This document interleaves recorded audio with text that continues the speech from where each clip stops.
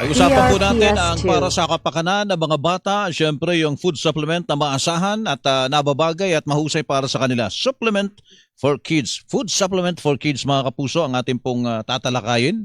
Nasabi nyo na ba at some point sa buhay nyo, ay buti na lang talaga ang tangkad ko. Yan ang hiling ng mga mami, di ba mga mami?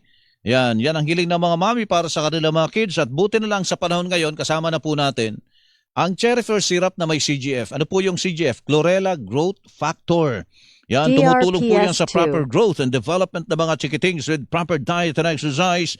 Meron po itong lysine, meron itong taurine at saka mga essential vitamins.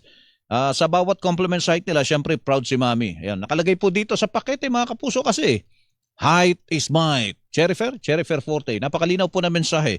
Yan, proud na proud si Mami sa kanyang anak na laking Cherryfer. Yan, kasi yun yung laking maipagmamalaki. Mahalagang paalala, ang Cherryfer syrup ay hindi gamot at hindi dapat gamiting panggamot sa anumang uri ng DRPS2. sakit.